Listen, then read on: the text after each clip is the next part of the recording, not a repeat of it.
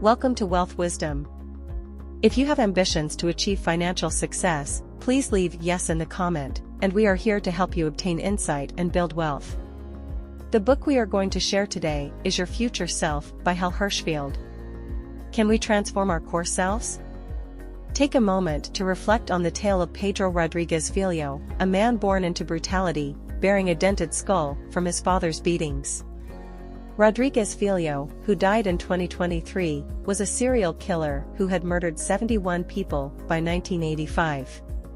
Yet his story didn't end in a prison cell. He started working out, learned to read and write, and in 2007, thanks to a legal loophole, walked out of prison a free man. He began waking up at 4 a.m. daily, abstained from drugs and alcohol, shared inspirational stories on YouTube, and counseled young criminals, swearing that he was repulsed by his former self and considering himself reborn. It compels us to ask, can we fundamentally change who we are? Think about your sense of self. Imagine that every cell in your body was replaced over time, but you retained your memories. Would you still be you? What if your mind and memories were replaced by someone else's? How many parts of you need to change before you're considered a new entity? Reflect on your own life. Surely, certain traits have persisted since you were a child. However, your experiences have also shaped you, your body has transformed, and even your memories have evolved. Philosophy alone can't solve this riddle. The everyday world, as seen in a study by Professor Nina Strominger, provides a different lens. She asked caregivers of people suffering from Alzheimer's disease and ALS whether the people they were caring for still felt the same to them. Interestingly, despite their failing bodies, the ALS patients, with their intact minds, were seen as more themselves than the Alzheimer's patients, whose memories were fading. But the real twist came when Strominger spoke to caregivers of people with frontotemporal dementia, a condition that leaves the body and memories intact but impairs the ability to act morally or ethically. These patients were perceived as the most alien, suggesting that our moral selves could indeed define our true identity. So, reflecting on Pedro Rodriguez Filho, did he indeed become a new person? If we consider the concept of an essential moral self, then perhaps he did. But now, let's redirect that spotlight onto ourselves. How do we view our future selves? Will we remain the same or transform into someone new? As we delve further, we'll explore this fascinating aspect of our human existence. Before we continue, if you are interested in this topic, please consider subscribing and give us a thumb up. Let's continue, befriending your future self. Imagine immortality, forever young and unfettered, like a vampire basking in the moonlight. Intriguing, isn't it? Yet it throws up an existential quandary. How could we be sure of who we'd be in the face of such endless existence? Just like bringing a new life into the world, every moment births a new version of us. Our future selves, then, will forever remain enigmatic, shadowy figures in the hazy landscape of tomorrow. Our perception of our future selves profoundly influences our current decisions. Imagine two personas, an extension of your present self and a brand new individual. How you perceive your future self in this dichotomy will invariably color the way you act today. Consider this, we typically act in our own self-interest. However, if we perceive our future selves as strangers, we might be less inclined to commit to healthy, helpful habits. Why say no to an extra slice of chocolate cake if it's not your waistline that'll bear the brunt, but rather that of a stranger? This detachment might also lead to indulgent spending or an inclination toward long-term debt. When reflecting on the near future, say, your next birthday, most people are likely to use first-person pronouns, maintaining a sense of personal continuity. But when the event is 30 years away, the language shifts to the third person. One might attribute this to perception. Think of seeing two birds at a distance. Telling them apart might be challenging. Similarly, whether it's you a decade from now or you in 2 decades, these future selves might seem to coalesce into one nebulous figure. Our future self is blurry, almost ghost-like, while our present self is solid, tangible.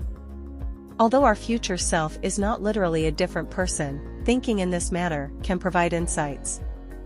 Sacrifices for a stranger may seem illogical, But what if you began to see your future self as a friend or loved one? Perhaps it's time to shift perspectives. Instead of treating your future self as a distant figure, bring them closer. Consider them an ally, a friend, someone worth making sacrifices for. Maybe then, the you of tomorrow would seem less like a stranger and more like a loved one for whom you'd readily forego that extra slice of cake, or reconsider rash financial decisions. After all, even if you could live forever, like a vampire in the twilight, wouldn't you want the best for all your future selves? Navigating choices for your future self. Imagine the metaphor of a ship, anchored steadfastly to a specific spot. Despite the beckoning horizon and the call of the open sea, it remains tethered to its mooring. In a way, we are all like that ship. We're bound by the concept of anchoring to our current selves and values, even when we know we should loosen the chains and sail into the future. This metaphorical anchoring often leads us to make choices that are detrimental to our future selves. Presented with a choice between receiving $1,000 in 6 months or $990 right now, most people would choose the immediate payout. But where is the tipping point? What amount of money would make waiting worth it? This tendency to prioritize immediate rewards over future benefits can lead to problematic decisions, like sudden millionaires squandering their fortune. However, this picture changes when we remove the immediacy of the present. When asked to choose between $900 in a year or $1,000 in 18 months, most people display more patience and choose the larger sum.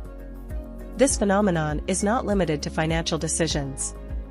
If asked to choose between a chocolate bar and a handful of healthy nuts to be received in a week's time, many would opt for the healthier option. The allure of instant gratification wanes when the reward isn't immediate. Is this because we find the future uncertain, sticking to the old adage of a bird in the hand being worth two in the bush? The pull of the present is powerful because we are familiar with it. It's magnified in our perception, and time seems to compress as we look farther into the future. A day in the present feels longer than the anticipation of a day spent on a task 6 months from now. Just as a caterpillar slowly morphs into a butterfly, we often overlook how the individual moments of our present accumulate to create our future. If we don't actively focus on our future selves, we risk making decisions in the present that could lead to future regret. So perhaps it's time to weigh anchor and let our future selves guide us as we navigate the sea of choices that life presents: procrastination, decisions, and the journey to no regrets. Have you ever found yourself rushing to meet a deadline, like Mozart, who supposedly completed Don Giovanni at the last moment? Maybe you've crammed the night before a big exam. Procrastination is a common habit we all share. But what we often don't realize is that we're hurting our future selves by leaving tasks until the last minute. The root cause of this issue? We struggle to imagine our future selves vividly. Our inability to foresee the future clearly results in a lack of understanding about the burdens we're leaving for our future selves to bear. But there's hope. A little forgiveness can go a long way. Forgive your past self for leaving tasks undone, and work on developing a better understanding of your future self to avoid procrastination. In doing so, you'll not only lessen the burden on your future self, but also foster a stronger connection among your past, present, and future selves. Similarly, have you ever agreed to something scheduled for a future time, only to regret it when that time came? That's the yes/damn effect. Perhaps you've experienced this when you've RSVP'd to a party that you later dreaded attending. The yes/damn effect is a reflection of our difficulty in predicting our future emotional states, a phenomenon that's also at play when we make decisions that lead to regret.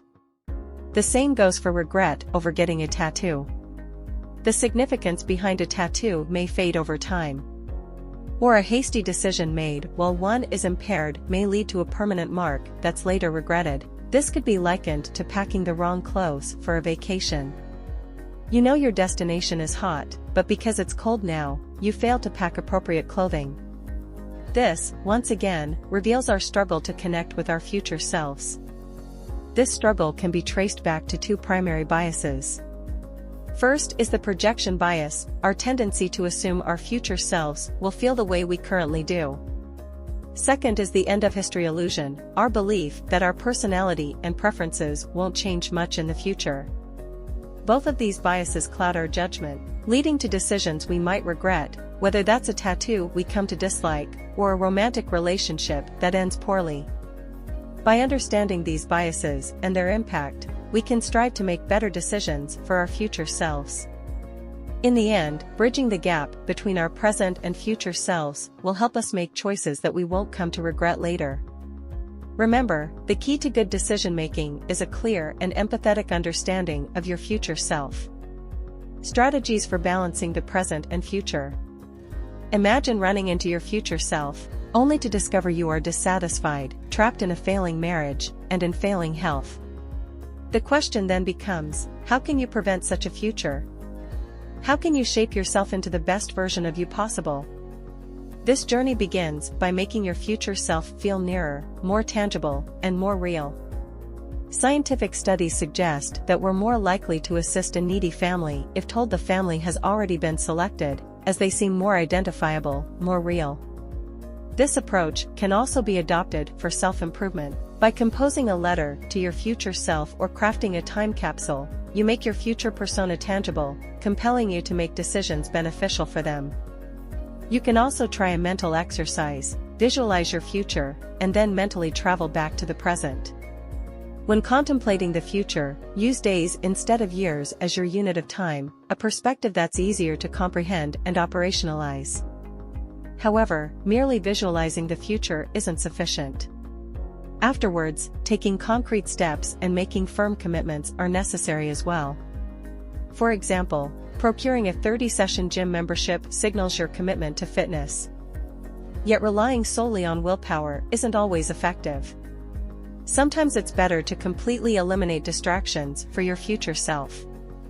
For instance, you could lock your phone in a timed safe to help ensure a period of undistracted work, thereby working in your future self's favor.